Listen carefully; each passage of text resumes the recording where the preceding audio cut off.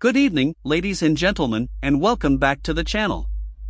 Tonight, we delve into a chilling account, a story so unsettling, so steeped in dread, that it has haunted the quiet corners of a small New England town for decades. This isn't just a tale, it's an experience, a series of events that unfolded in a place known only as Blackwood Manor, a place where the very air seemed to hum with forgotten whispers and unseen eyes. This, my friends, is based on a true story. Our story begins with the Miller family, John, Sarah, and their two young children, Emily and Thomas. They were, by all accounts, a normal, loving family, seeking a fresh start, a quieter life away from the relentless pace of the city.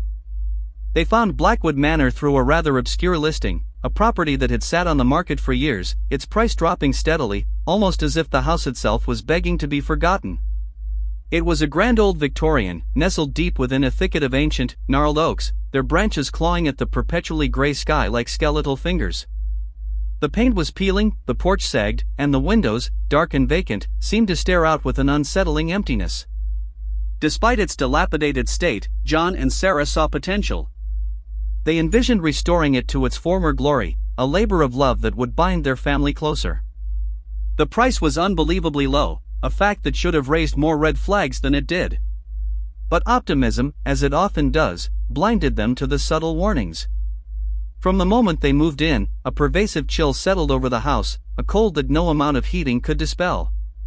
It wasn't just the drafty windows or the old insulation, it was a deeper, more profound cold that seemed to emanate from the very stones of the foundation. Emily, their youngest, a sensitive child with an uncanny perception, was the first to notice. She would often be found staring intently at empty corners, her small brow furrowed, whispering about the quiet lady who watched her from the shadows.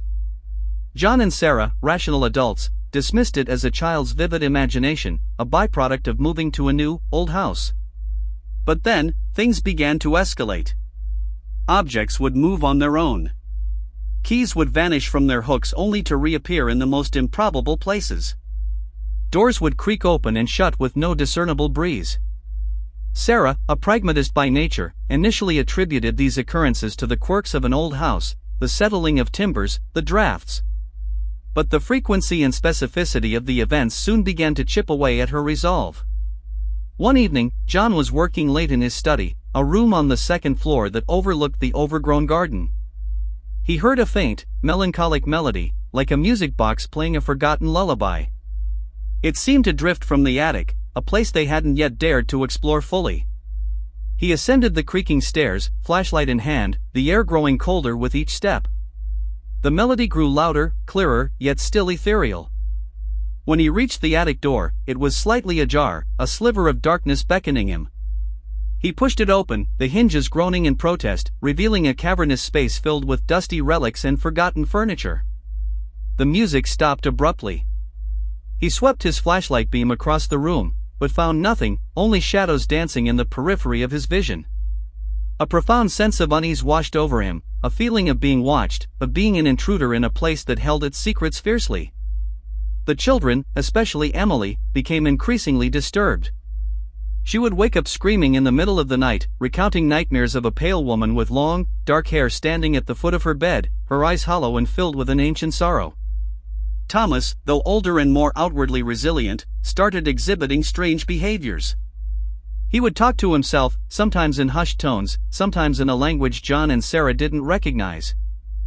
He would draw disturbing pictures, stick figures with elongated limbs and vacant stares, always with a looming, dark house in the background. Sarah, desperate for answers, began researching the history of Blackwood Manor.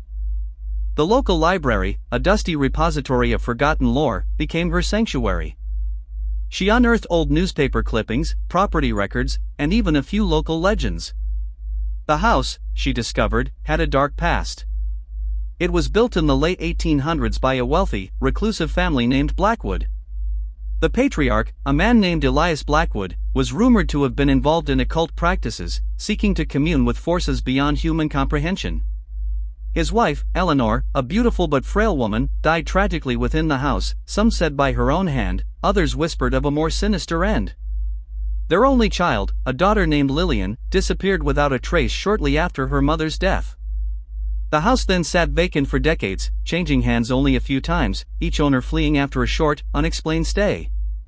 The most disturbing discovery was a series of diary entries from a former governess, dating back to the early 1900s. The entries spoke of strange occurrences, disembodied voices, cold spots, and the unsettling presence of a pale lady who seemed to watch over Lillian. The governess's final entry was chilling, describing a night of terror, a desperate plea for help, and then, abruptly, silence. The last words were barely legible, scrawled in a frantic hand: "She wants her back. She never left." Armed with this terrifying knowledge, Sarah confronted John. He, ever the skeptic, tried to rationalize it, but even he couldn't deny the growing unease that permeated their home. The children's behavior became more erratic. Emily would talk to the quiet lady as if she were a real person, sometimes even offering her toys. Thomas, on the other hand, grew withdrawn, his eyes wide with a fear that seemed to transcend his young age. He would often be found huddled in a corner, clutching a crucifix he'd secretly fashioned from twigs, muttering prayers under his breath. The climax of their ordeal came on a stormy night, a night when the wind howled like a banshee and the rain lashed against the windows, mirroring the turmoil within the house. The power flickered, then died, plunging Blackwood Manor into an oppressive darkness, broken only by the occasional flash of lightning. John and Sarah were trying to comfort the terrified children when they heard it, a faint, mournful cry emanating from Emily's room. They rushed in, their hearts pounding, to find Emily standing in the middle of the room, her eyes glazed over, a vacant smile on her face. She was humming the same melancholic lullaby John had heard in the attic. And then, they saw her. Standing behind Emily, shrouded in the gloom, was a figure. Tall, gaunt, with long, dark hair that seemed to writhe in the flickering light. Her eyes, hollow and black, fixed on Sarah with an intensity that stole her breath. It was the pale lady from Emily's nightmares, the woman from the governess's diary, the spectral presence that had claimed Blackwood Manor as its own. A cold, skeletal hand reached out, not towards Emily, but towards Sarah, a silent, desperate plea for something lost, something stolen. John, fueled by a primal instinct to protect his family, lunged forward, but his hand passed through the apparition as if it were smoke. The temperature in the room plummeted, and a guttural scream, not from any of them, but from the very walls of the house, echoed through the manor. Emily, still humming, began to float, slowly rising from the floor, her eyes still vacant, her smile unsettlingly serene. The pale lady's gaze shifted to Emily, a possessive, longing look that sent shivers down Sarah's spine. It was clear now.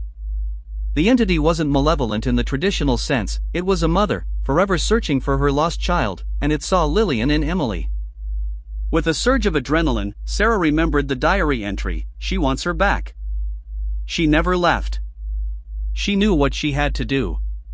She grabbed Emily, pulling her away from the spectral grasp, and screamed at John to get Thomas and get out. They fled the house, the wails of the entity chasing them. The image of Emily's vacant smile and the pale lady's longing eyes burned into their minds. They never looked back. They left everything behind: the house, their belongings, their dreams of a fresh start. They understood then that some places are not meant to be lived in, some spirits are not meant to be disturbed, and some stories are not meant to have happy endings. Blackwood Manor still stands, a silent sentinel in the New England woods, its windows dark, its secrets buried deep within its whispering walls. Locals say that on stormy nights, you can still hear the faint, melancholic lullaby drifting from the attic, a haunting melody carried on the wind, a reminder of the pale lady who never left, forever searching for her lost Lillian, forever watching, forever waiting. And sometimes, if you listen closely enough, you might just hear the whispers of the walls themselves, telling tales of those who dared to enter, and those who were never truly allowed to leave.